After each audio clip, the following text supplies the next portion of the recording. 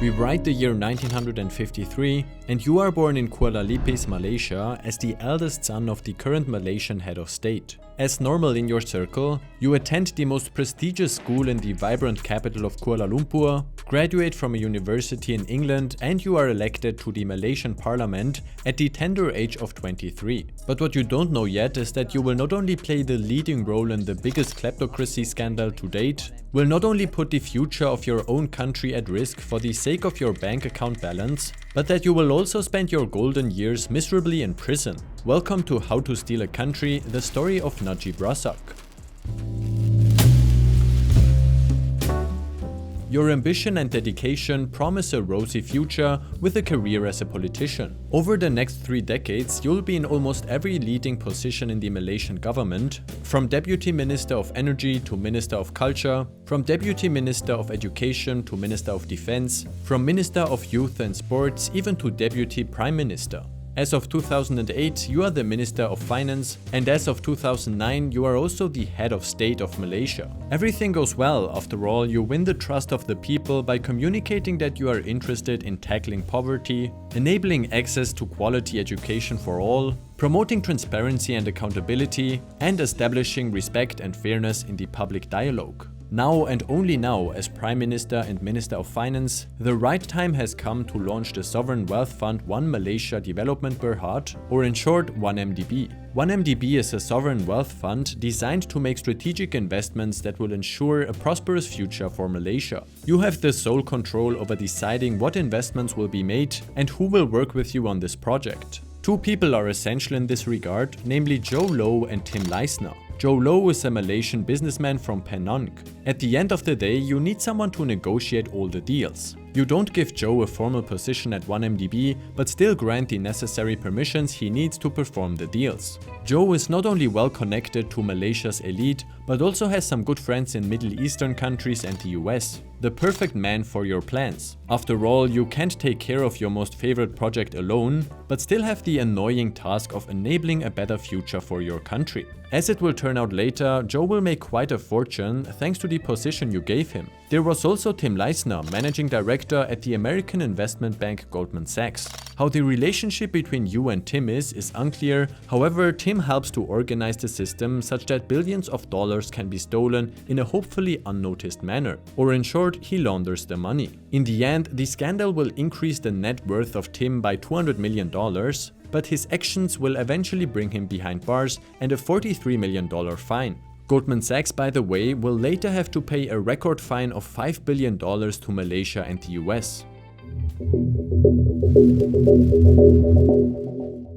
According to investigations by the US Department of Justice, the scheme works as follows. In 2009, just after you became Prime Minister, you meet with Joe and representatives of the private oil company PetroSaudi. Thanks God, Joe has good connections to the Middle East. On a yacht in Monaco to discuss the first investment of the 1MDB fund. And oh, Tariq bin Abdullah Al Saud, the 7th son of Saudi Arabia's King Abdullah, who is a co-founder of PetroSaudi, is also on board. You grab the opportunity to close a $2.5 billion pseudo-joint venture between PetroSaudi and 1MDB to legitimize the transfer of $1 billion from the fund to a Swiss bank account. Tim helps you raise another $1.4 billion and yet another $1.3 billion by selling bonds. The first $1.4 billion goes back to the Alpine country of Switzerland, while the second $1.3 billion gets secured in a bank account in Singapore. As I said, Tim also helps you to launder the money, that is, to hide the fact that the money came from the fund and the sale of bonds. Tim and his Goldman Sachs peer Roger NG, or however you pronounce this last name,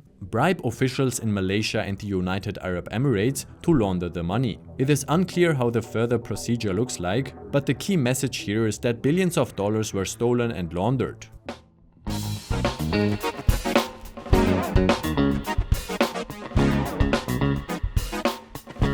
Over time, not only has an estimated $4 billion been stolen from the fund, but the 1MDB program has accumulated more than $11 billion in debt over the years. Remember, the fund is filled with taxpayers' money that was supposed to be used for strategic investments for Malaysia's future. It is proven that you took home at least $700 million, Probably more through suspicious transfer to construction companies owned by close family members. You buy yourself diamonds, jewelry, expensive paintings and everything else your heart desires, while Joe also makes a fortune. After all, Joe spends $100 million on mansions in Hollywood and $40 million on luxury apartments in New York. This money could be directly traced by the US Department of Justice to the Petro-Saudi deal. Since Joe is not a government leader, but just a harmless businessman, he can afford to throw the wildest parties with stars like Paris Hilton or Leonardo DiCaprio. So much so that he played a key role in financing the movie The Wolf of Wall Street and is even personally thanked in its end credits.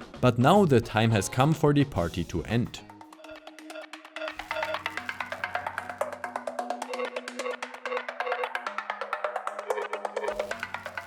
The 1MDB fund was validated regularly by the auditors KPMG and Deloitte Malaysia until 2013. After further validations were omitted, more scandals emerged and the lack of transparency slowly became too obvious, public pressure increased so that you inevitably have to order another audit for March 2015. So you hire Auditor General of Malaysia, knowing that your corrupt actions will come to light. The solution: you declare the report as a state secret, to which only a small part of Malaysia's parliament has access. But now everything happens very quickly. Copies of the report appear on the internet, the pressure from the public increases and you feel the consequences in the 2018 election. The Malaysians vote against you and the new government officially publishes the report that had already made its rounds on the internet beforehand. You underestimated the rule of law in Malaysia. Apparently you are not untouchable. After several court cases, your home is raided in 2022 and the more than 200 designer handbags that were found are only the crumbs of all the stolen assets. Before the whole thing blew up, you even tried to convince the current presidents of the United Arab Emirates to settle a loan agreement, such that you have an excuse for where all the money came from. But nothing helped and you pay a 50 million fine and will spend your next 12 years behind bars. Joe also can no longer afford to brag at the expense of Malaysian taxpayers and moved to China in order to avoid getting extradited. Parts of his assets have been confiscated, for instance this super yacht that was seized by the Indonesian authorities and returned back to Malaysia.